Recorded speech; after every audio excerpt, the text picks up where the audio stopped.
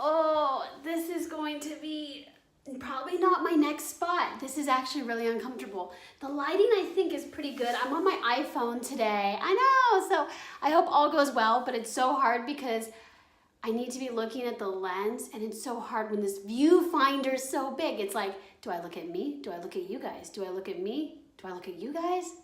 I think I'm gonna be looking at me, to be honest. I'm gonna try my best to look at y'all, but this makes me sound so narcissistic.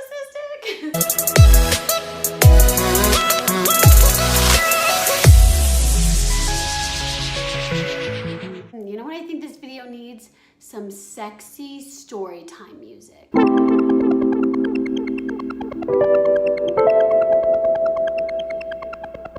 be honest, knowing that this story is from my childhood, this music's now creeping me out. It feels like really wrong to do.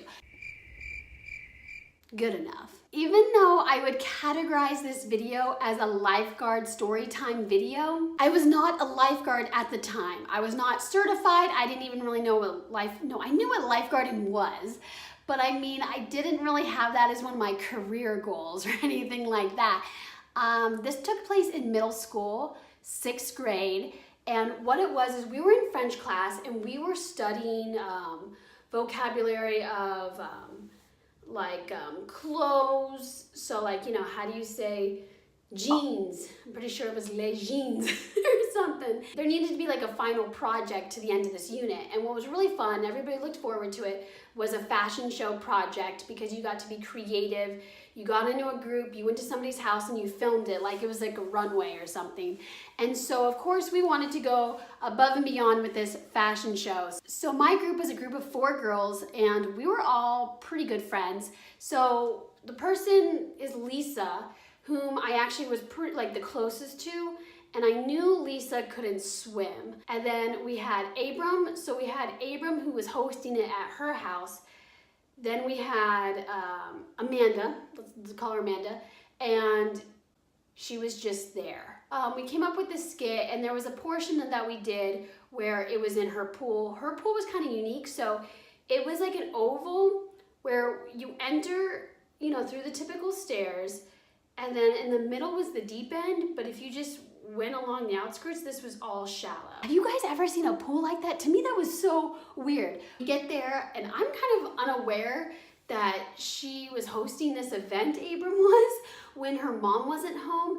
But I went to a private school, and I'm not saying there's like the stigma that the parents aren't involved, but I think it's a little more natural for both parties to be working or having busy parents where, you know, you have this fabulous house to offer like a play date at, but your parents may not be home. So I'm just gonna say it, yeah. So I wasn't really aware. I don't think my mom would have cared.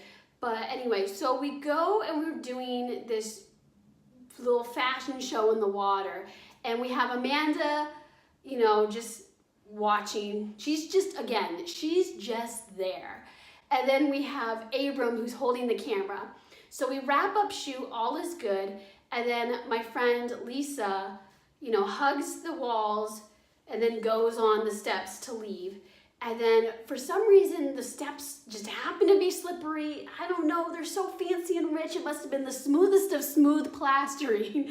Nothing that my pool has. And all of a sudden she falls in the water.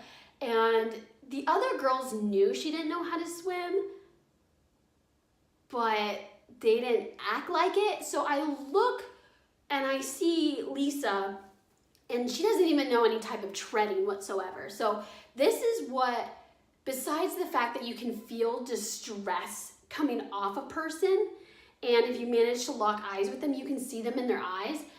Other than that, like, some people don't really exactly know what a drowning, like a person who's about to drown looks like, because you just see it in the movies where they're able to like flail their arms.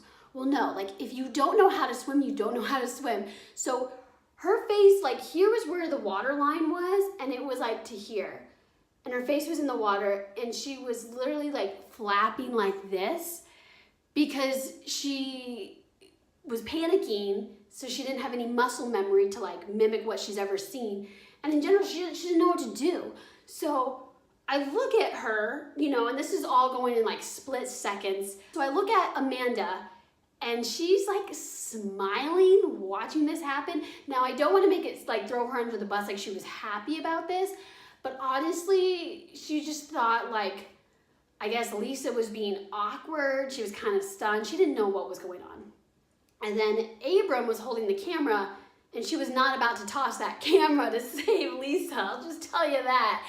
And so it was hard because, you know, if you aren't equipped with saving somebody's life, you're not supposed to attempt it. Even in lifeguard certification course, they'll tell you if you don't have like a flotation device to aid you, that person's gonna try to drown you. So you're actually supposed to wait till they go unconscious, then pull them out and perform CPR or whatever you gotta do.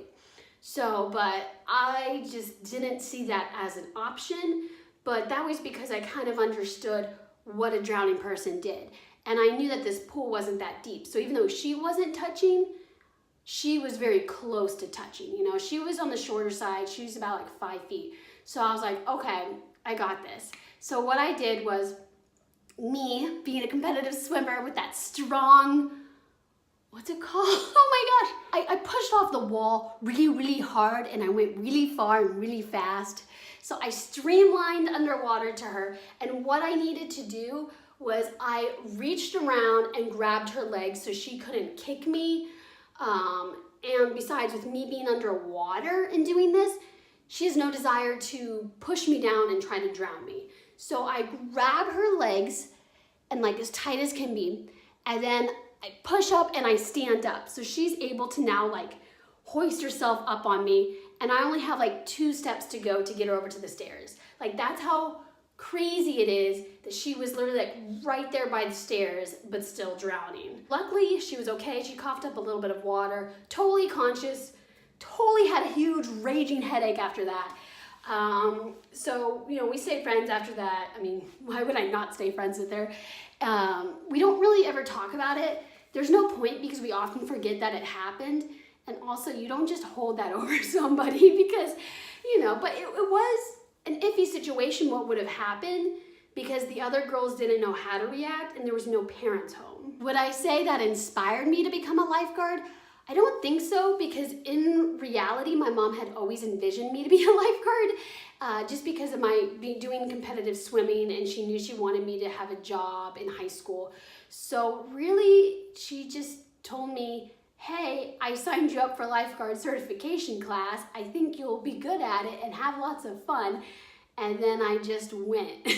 So that's how all of that started. I didn't have a moment that really truly inspired me, but I think if I had seen how cute the boys were ahead of time at the pool, that would have inspired me. I hope you guys liked that video. I know a lot of people are always asking me like, when's your next lifeguard story time video coming out? Tell us a time when you were lifeguarding. If you're new here and you like story time videos, I encourage you to check out all my other videos that I have, and some of them are and some of them are not about lifeguarding. And I hope you guys have a really, really good day. And if you want to make it a great day, hit the subscribe button and join the fam bam. Bam, bam, bam. Bam, bam, bam. I love you. I mean it.